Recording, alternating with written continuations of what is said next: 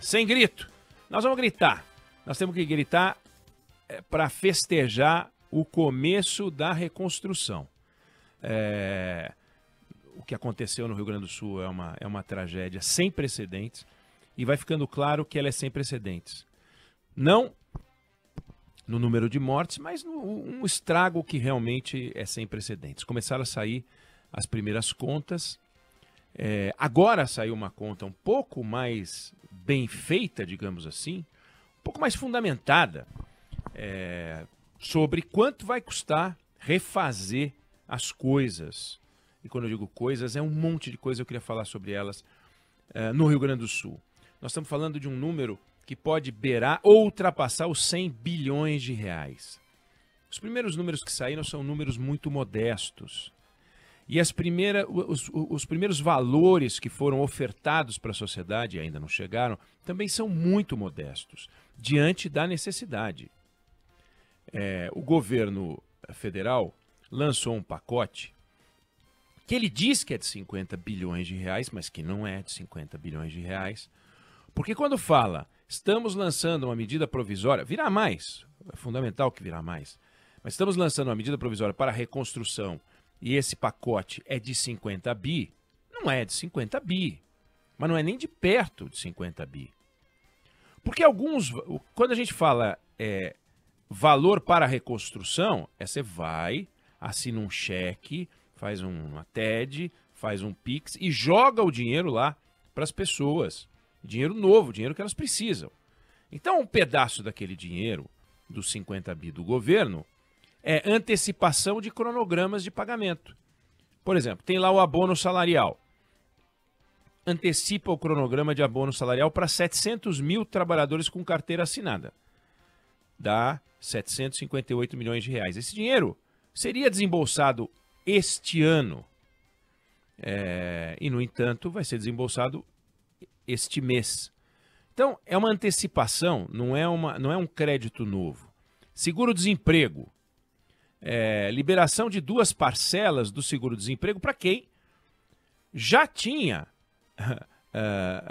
já recebia antes da decretação da calamidade. Ou seja, pessoas que já estavam desempregadas vão ter uma antecipação, ou seja, esse dinheiro já estava no orçamento e vai ser antecipado. São mais 500 milhões de reais para isso. Prioridade no pagamento da restituição do IR. Está lá como 1 bilhão.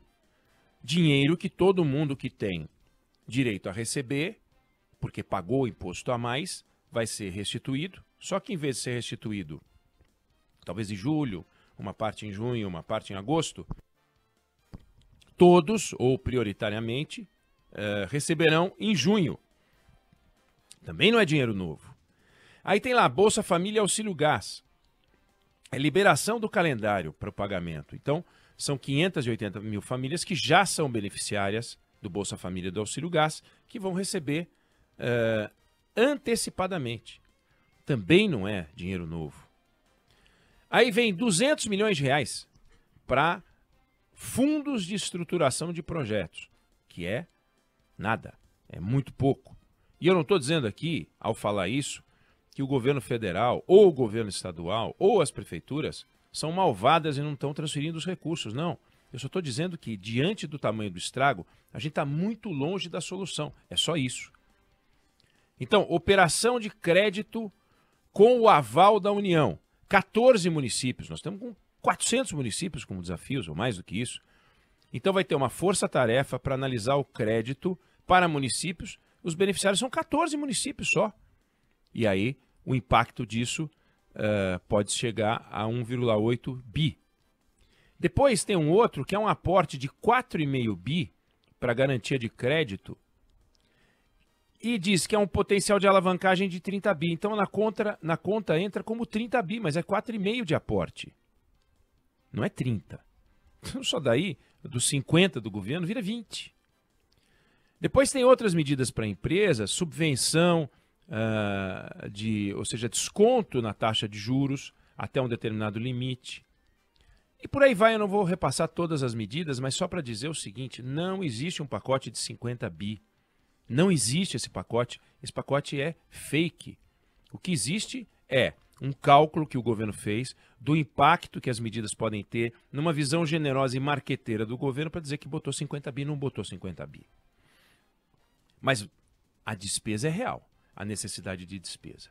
E aí eu queria, só para dar um passeio por aquilo que seria a reconstrução. Então nós vamos lá, você tem uma cidade que pode ter vários bairros que tem que ser reconstruídos, ou a cidade inteira, ou alguns poucos bairros, mas você tem uma casa que desabou.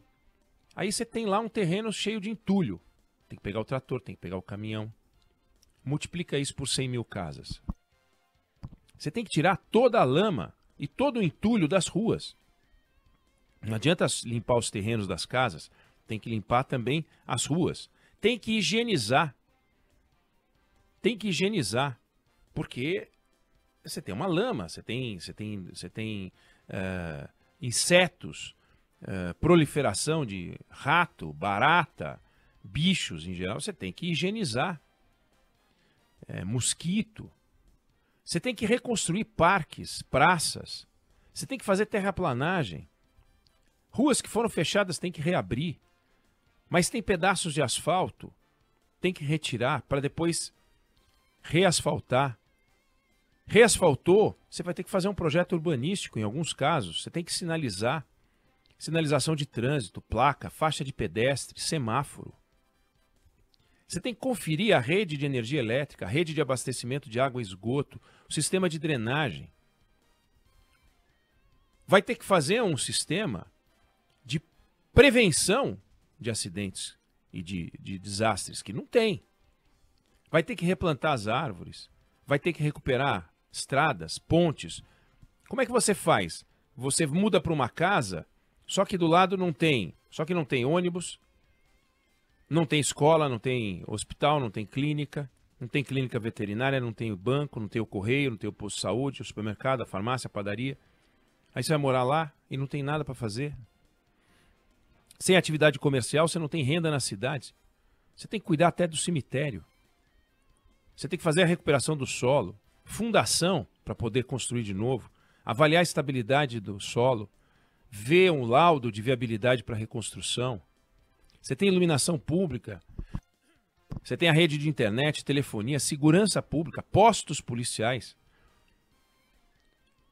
Monumentos, alguém pode dizer que isso não é importante, menos urgente. Indústrias. Depois você tem uma coisa que é complicado, as prefeituras vivem de IPTU. Ela vai cobrar IPTU do quem? De quem? Do quê? Tem bairros que foram devastados, cidades que acabaram. E aí? Não cobra o IPTU? Como cobra o IPTU? E o IPVA? O carro existe, mas o carro está inútil. E aí? Vai cobrar o IPVA? As pessoas vão receber, naturalmente vão receber, normalmente vão receber a cobrança de IPTU e IPVA. Talvez do IPTU não, mas do IPVA possivelmente virá pelo sistema. E o condomínio, para quem mora em prédio, são 800 mil apartamentos no Rio Grande do Sul.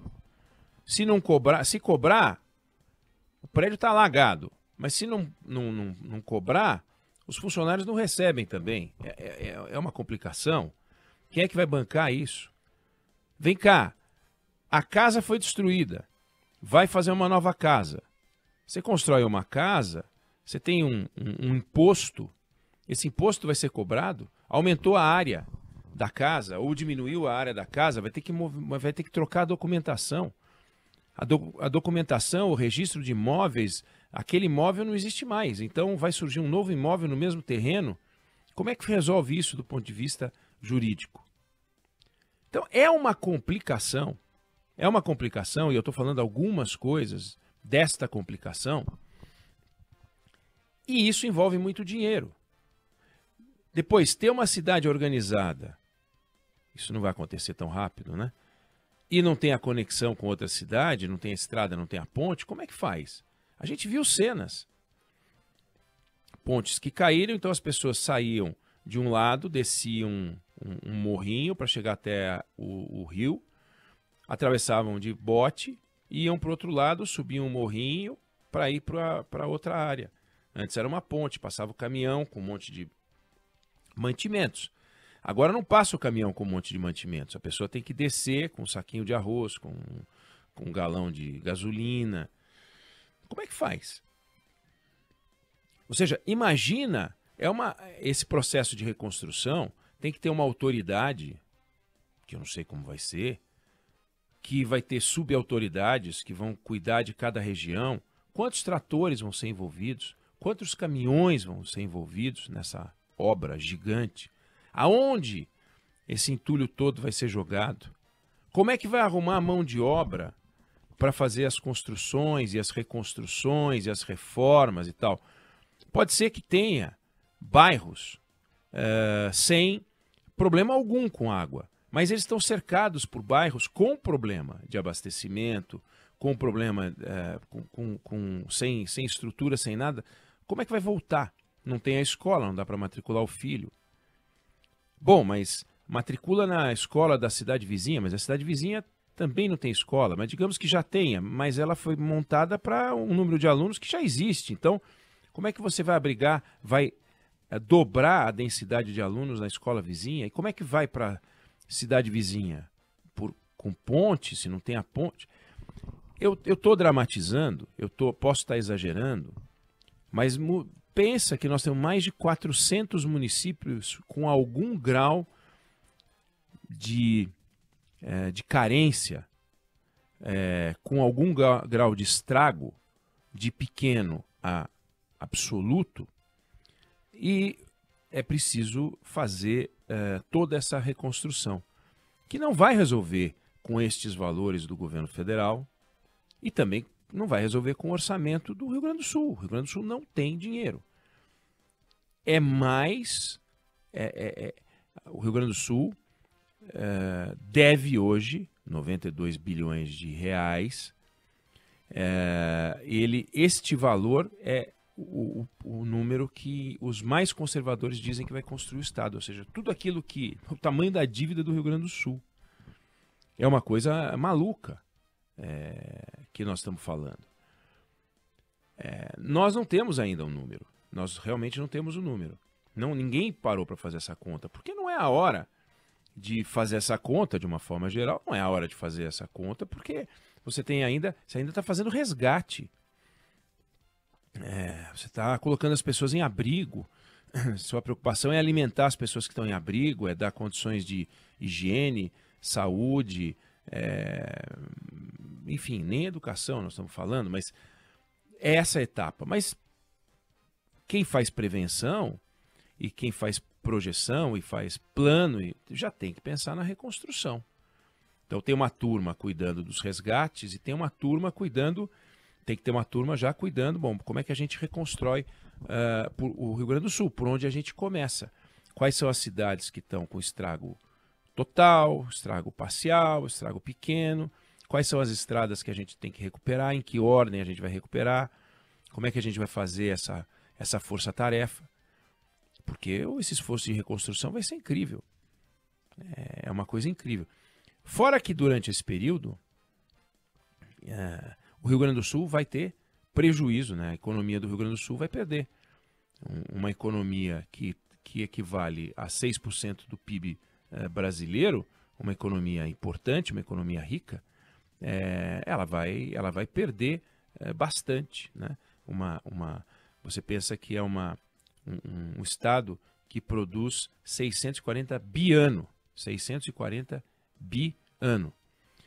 E vai gastar 20% disso na reconstrução. Como pode isso? Não tem dinheiro nem para pagar a dívida é de 90%. Claro, não paga 90%, não tem dinheiro para pagar o serviço da dívida, não sobra dinheiro para nada e ainda precisa de 20% do PIB do Rio Grande do Sul para poder fazer a reconstrução. Então eu trouxe alguns dados para a gente ter uma noção do tamanho do estrago e o grau de articulação que a gente tem que ter para que essa reconstrução seja efetiva. Não sei se você concorda, se você discorda, mas essa é a opinião que eu tenho sobre o assunto.